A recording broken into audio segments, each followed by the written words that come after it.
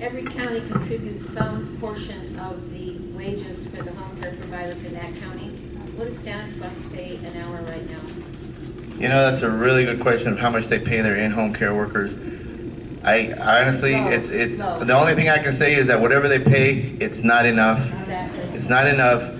County of Stanislaus brags about having a $100 million plus budget reserves.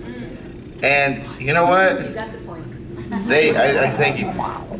And the county talks about having this reserve, and I understand we've been able to turn around our county's financial picture.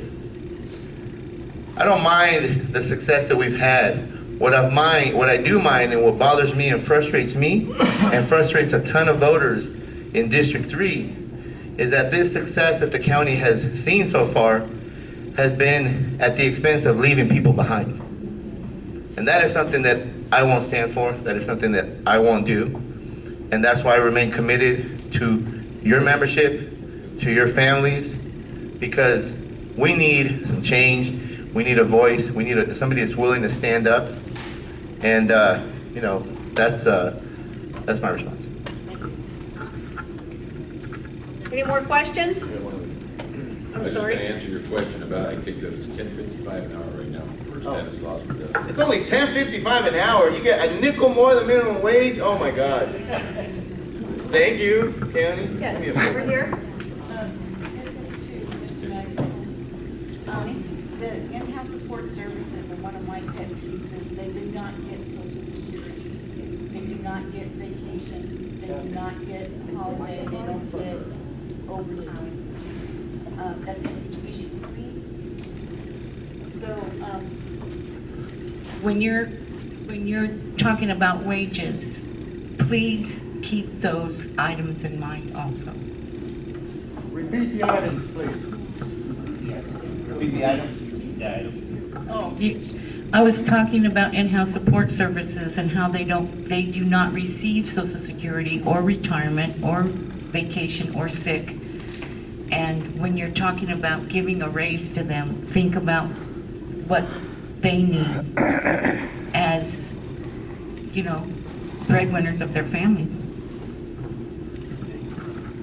My answer is yes. Just to give you a little bit more understanding about my background and also about my understanding about the issues affecting in-home support services workers that work through the county, I want you to know, one of the jobs that I used to do is I used to negotiate the union contract with the county. I would negotiate with the County of Kings, County of Santa Cruz, County of, I want to say, Tulare.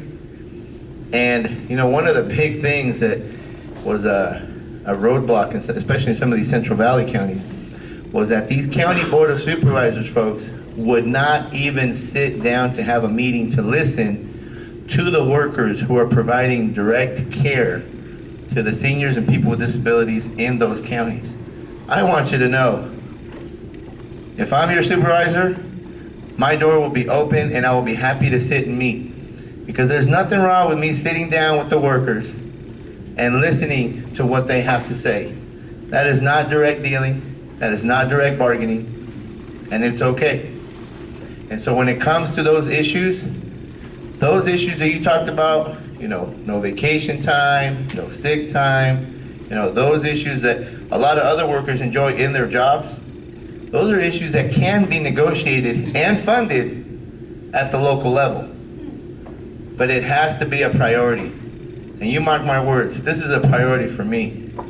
This is important, and we can't simply continue to tell home care providers, I don't know if they've said it in this county or not, to home care providers, but I've heard county supervisors say to home care providers, well, they should just be happy they're getting paid because it's their family member anyway. They're supposed to take care of them. There is a lot of people. Do they know how much in-home care is in Right. facilities? Exactly.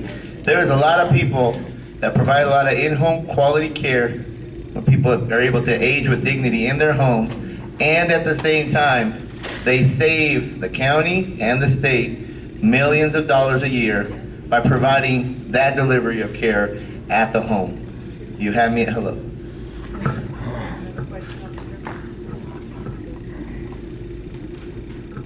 Can you explain why Social Security is not involved in this working?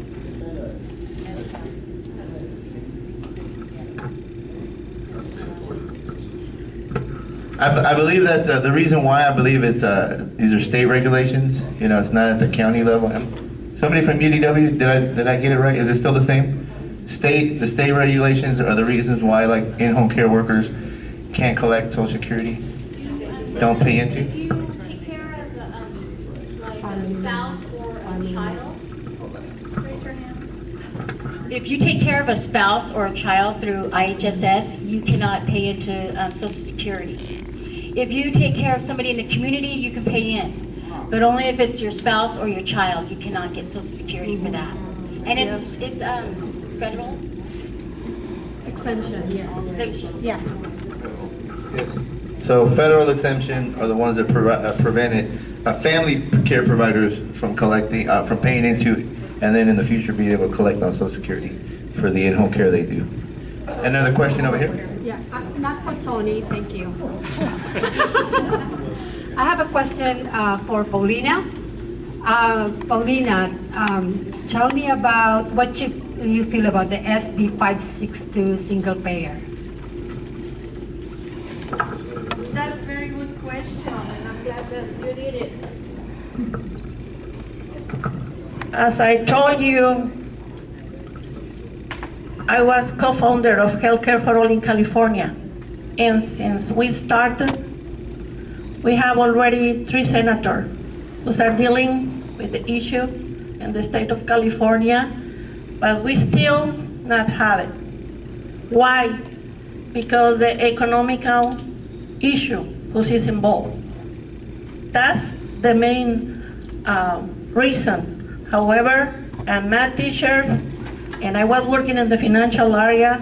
I was handling the stock market with New York, and I'm very good with financials. And I know that the state of California is the 6th rich economy at world level. So how come we don't have funds for our necessities? I just don't see it. And that's the reason why we are still in the middle with that bill, because the economical area is not covered. I'm willing to go to the Senate and finish that, and do the math, the financial, and fix it. Thank you. You're welcome.